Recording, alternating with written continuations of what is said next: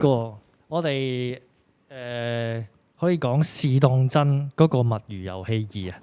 咁試當真就係好出名，係啦，二次創作嘅。咁今次呢個墨魚遊戲都係 based on 呢個魷魚遊戲啦魷魚遊戲係啦。咁就搞咗一個好大型嘅綜藝節目，咁就超過100個嘅本地藝人去參加嘅。係啊，咁就有啲聲音就話咧，誒呢個又係抄嘅喎。咁不過你點睇抄襲呢樣嘢咧？OK， 一個叫魷魚係咪？一個叫墨魚係咪？冇錯。魷魚遊戲 OK， 喂，唔係好受歡迎喎呢個。喂，不如我哋係咪？我哋不如我哋 run 佢係咪？跟住我哋叫整個墨魚遊戲出嚟，係咪令到人哋可以知道大約 align 到？咁跟住因為咁樣唔需要再咁陌生，咁係咪佢大約都知道係一啲綜藝性嘅嘢嚟？係咪啊？呢個就係咪用呢個名都係咁嘅理解？好啦，咁有啲網民就話：切，你抄人哋二次創作都冇自己諗法。好啦，如果各位朋友你覺得抄人嘢係咁大問題嘅咧？其實你發覺，如果你用呢一個諗法，你擺翻響你個事業嗰度，我可以保證一樣嘢，你肯定做，你仍然都係一啲好低級嘅員工，應該成就都唔會高到去邊。OK， 我話俾大家聽點解？太陽底下冇新事，其實冇一樣嘢，冇啊，零啊。係冇一樣嘢真正由0至1嘅。你見到所有而家嘅新嘅研發，都係根據之前個研發，佢做一個根基，而響上面再飆上嚟，係咪？如果你覺得抄人有問題嘅，咁我想問你，李小龍有冇問題？試下答呢個問題。李小龍有冇問題？係咪？我講一啲係比較落地啲人都識。李小龍有冇問題？截拳道係點出嚟㗎？好啦，如果你話呢個 channel 叫咩名話？試當真。試當真係咪？你覺得試當真係咪魷魚遊戲、墨魚遊戲有問題嘅時候，我想問你，好啦，咁係咪你可以話人有問題？但我想問你，李小龍嘅截拳道，好啦，如果太後生，你知咩叫截拳道？你可以上網Google 下係咪？但係唔使 Google 話俾你聽。好啦，李小龍好簡單嘅。佢見到有好多武術，係咪 Jiu-Jitsu、Thai boxing， 係咪詠春？中國亦仲有好多個南拳，係咪 boxing、Thai boxing、free fight？ 佢話好簡單啫。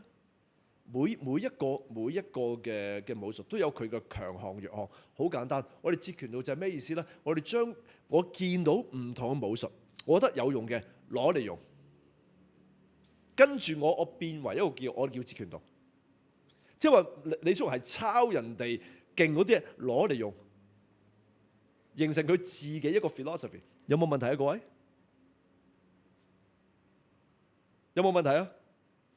你而家你喺出邊嗰度係咪時裝啫？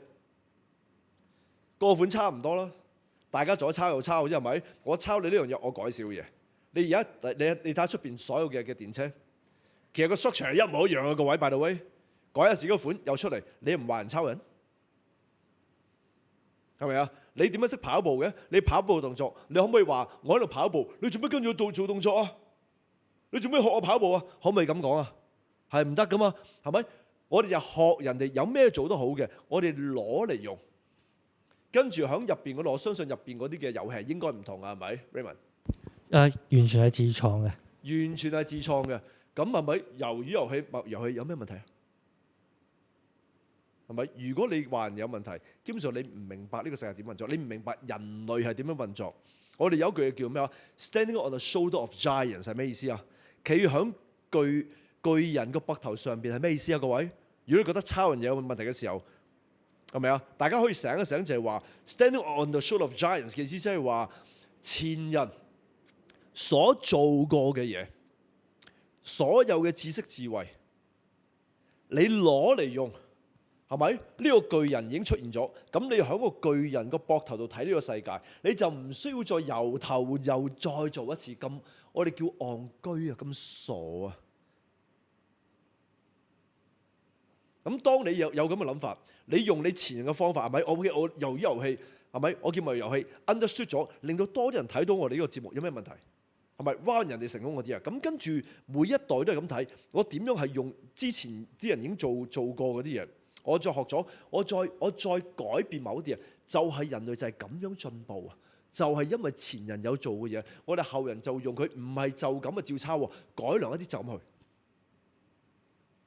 呢個就係人類發展，永遠冇係零至一。大家記住呢一樣嘢，太陽底下冇新事，係咪？你有時有啲嘅諗法，點解有啲新諗法嘅？就係因為你見到有某一樣嘢 inspire 到你，所以你有咁嘅諗法啦嘛。咁即係呢個諗法，聽住已經唔係原創，因為呢世界係冇原創嘅嘢嘅。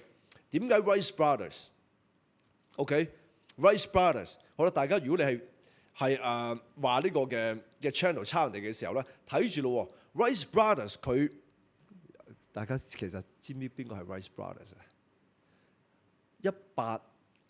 ？1880年代嘅一對嘅兄弟，睇住，因為佢見到啲雀仔識飛，佢即時俾嗰個嘅雀仔。嗰啲鳥類 inspire 到佢，即時有一個諗法就係話：如果啲雀仔識飛，我哋人類可唔可以識飛呢？所以第一架係飛到上上呢個嘅空中嘅飛機，係我哋人類係 Rice Brothers， 係被啲鳥類而 inspire 咗，而我哋嗰啲翼就係學啲鳥類嚟整對翼出嚟㗎。咁呢啲係咪？你都唔係自己諗出嚟嘅飛機，你抄雀仔有咩叻啫？我哋唔可以咁樣講嘢㗎，咪呢啲咪叫蠢咯？係咪？呢個世界唔好做個蠢人得唔得啊？各位係咪啊？當你評論人哋嘅時候，唔該坐後一邊，你要諗自己究竟你呢個 comment 係咪令到一講出嚟嘅時候令到自己蠢啊？各位得唔得啊？永遠都係因為人哋做某一樣嘢 inspire 你做某一樣嘢，所以大家記住啦，評論之前 OK。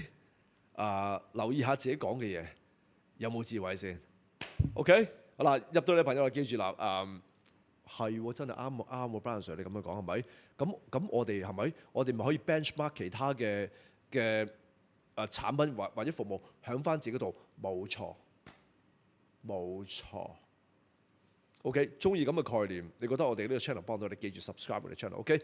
Like 咗你 video，share 出嚟。好，第三個 topic 係咩啊？